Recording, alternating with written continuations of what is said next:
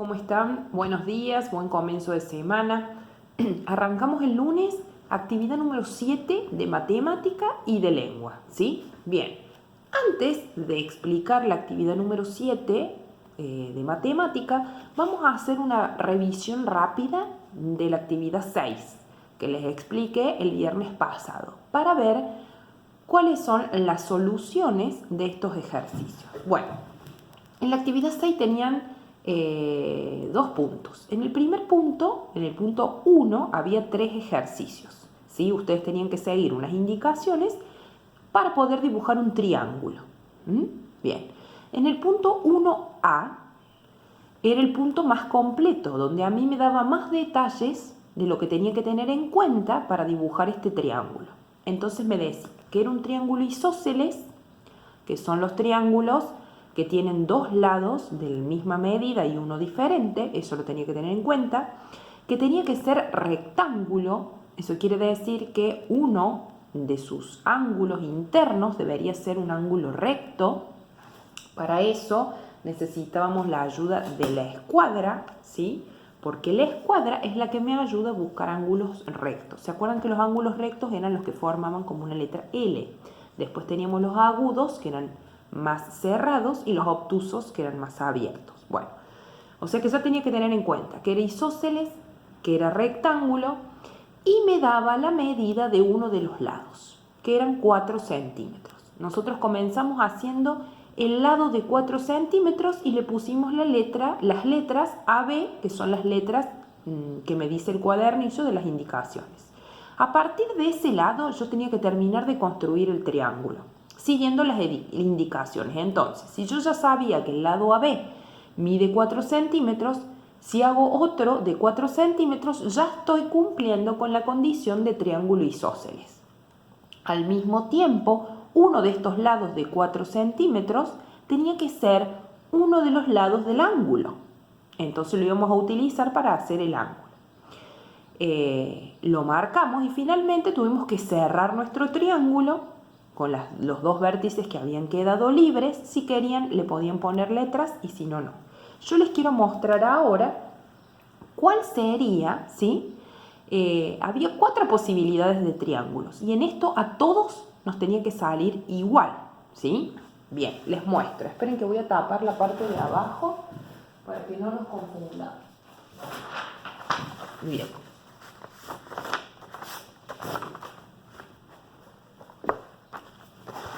Ahí están. Esos son los 4 triángulos. Están hechos con las medidas exactas como les debieron quedar a ustedes en la carpeta de geometría. En el pizarrón el otro día yo hice este. Las otras posibilidades son este o este.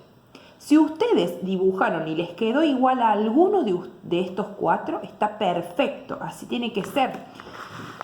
Es uno. Yo acá dibujé las 4 posibilidades, ¿sí? Ustedes tienen que dibujar solo uno, pero se las muestro para que sepan cuáles son las posibilidades, que son limitadas porque son estas 4, nada más. Depende hacia dónde orientaron el ángulo de este triángulo, ¿sí? Si lo hicieron así, les quedó igual que el que hice yo en el pizarrón. También podía ser así, así o así. Fíjense que esos son los dos lados de 4 centímetros, yo lo marqué y marqué con celeste el ángulo recto. Luego lo único que tuve que hacer es unir las dos vértices que quedaban libres y cerrar mi triángulo, ¿sí? Si a ustedes les salió de alguna de estas 4 formas, está perfecto, ¿sí? Era uno solo. Estas son las 4 posibilidades. Vamos al ejercicio 1A. En el ejercicio 1A era distinto porque solamente me daba la medida de un lado, ¿sí? Y me decía que tenía que ser un triángulo isósceles también. A ver, voy a buscar para no meter la pata. Página 11. Me dice que tenía que ser un triángulo isósceles con un lado, poniéndole las letritas CD, que mida 5 centímetros. Lo primero que hice fue trazar el lado de 5 centímetros. Ahora les muestro. Acá sería este ejercicio. Lo primero que hice fue trazar el lado de 5 centímetros, ¿sí? Que es este, y le puse las letras que corresponden, la C y la D. Luego me acordé que como era un triángulo isósceles tenía que tener dos lados de la misma medida. Entonces, a partir de uno de los dos vértices dibujé, en este caso desde la C, otro lado de 5 centímetros. Y finalmente tuve que cerrar mi triángulo.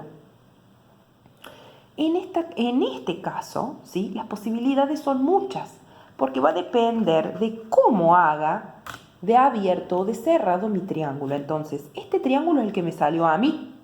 A ustedes les puede haber salido parecido o muy distinto, pero siempre cumpliendo que tenga dos lados de la misma medida y uno diferente, ¿sí? Y las letras C y D, que esas sí las van a tener que poner.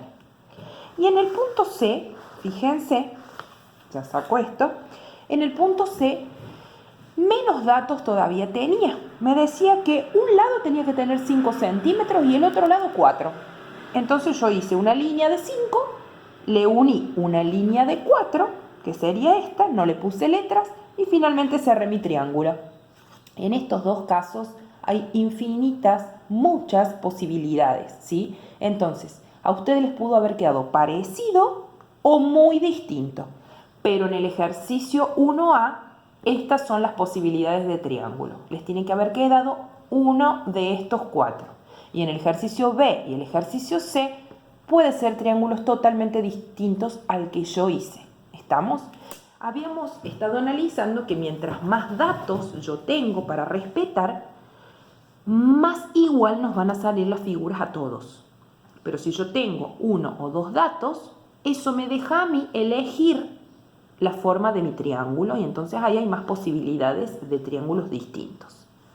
Bien, en el ejercicio de hoy, la actividad 7 no tiene que ver con geometría, es una actividad de aritmética.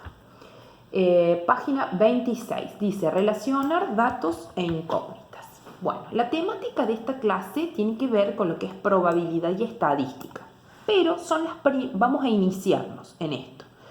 El objetivo de hoy es elaborar preguntas. Vieron que los problemas siempre tienen un enunciado con los datos y tienen la incógnita. Que si no está presente la incógnita, es como que no tengo nada que hacer con ese problema. Sí o sí tiene que haber una incógnita, una pregunta que a mí me dé la indicación que algo tengo que hacer para resolverlo. Entonces, vamos a tratar también de con esta actividad interpretar información en distintos formatos. No solamente en un enunciado de un problema, sino que podemos armar problemas donde los datos estén en distintas formas, ¿sí? En forma de imagen, en forma de gráfico, en forma de tabla.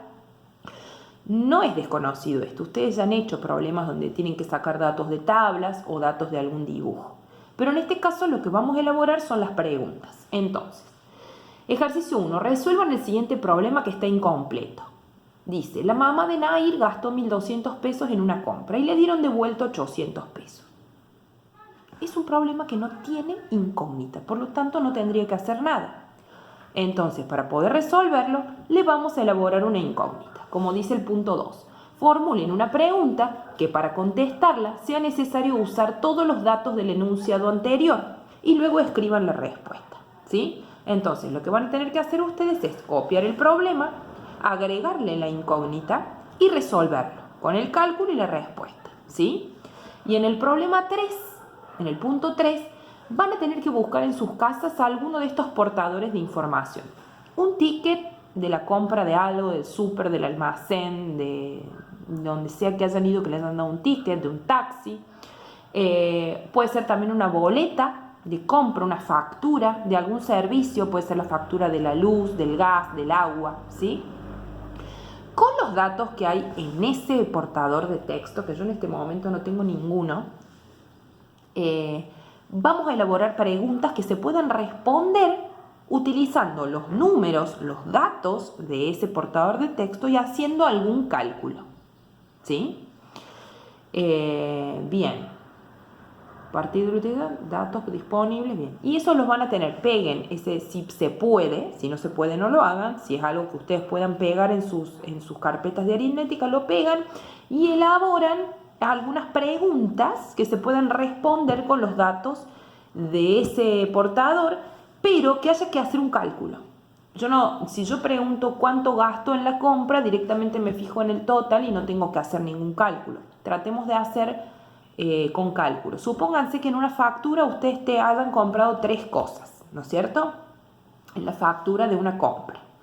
Y tienen el total por esas 3 cosas. Entonces ustedes podían preguntar cuánto hubiera gastado si compraba 2 en vez de 3. Entonces ahí ya tengo que hacer un cálculo para poder, con los datos de la factura, para poder responder. ¿Está? Bien, pueden elaborar mínimo dos preguntas, 2 o más, que se pueden responder utilizando los datos del portador de texto y haciendo algún cálculo. ¿Estamos? Bien. Después que terminen esto, vamos a pasar a lengua. Lengua, en la actividad 7, en el mismo cuaderno número 4, en la página 29, ¿sí? Siguen trabajando con la fábula de la zorra y de la cigüeña. Van a tener que releer la fábula, la vuelven a leer, y en los cuadernos o carpetas de lengua van a tener que poner el título de la fábula, la zorra y la cigüeña, la fecha, ¿no es cierto? Y las consignas. Dice, copien los hechos que se narran en la fábula en el orden que suceden. Hay 4 situaciones que están desordenadas y ustedes las van a tener que ordenar en sus carpetas de acuerdo a lo que leyeron en la fábula, ¿sí? ¿Qué es lo que sucede primero, qué sucede después y así? Lo hacen con letra cursiva. Recuerden que estamos trabajando en letra cursiva. Y finalmente van a tener que, en el punto B, responder cuál es la enseñanza de esta fábula. ¿Se acuerdan que se llama moraleja? La moraleja es la enseñanza. ¿Qué nos está tratando de enseñar esta fábula? ¿Sí? ¿Qué podemos aprender de esta situación y de lo que le sucedió a la cigüeña y a la zorra? Lo escriben con sus palabras utilizando letra cursiva. Y después tienen una actividad en el mismo cuaderno, la guía, que tienen que recortar 3 imágenes de la fábula y pegarlas en orden, 4 escenas, y pegarlas en orden en la carpeta de lengua, ¿sí? Bueno, y con esto ya terminamos la actividad de hoy. Bastante largo se hizo este video, pero hacían falta las explicaciones y las revisiones de los ejercicios. Les mando un beso grande y nos vemos mañana. Chao.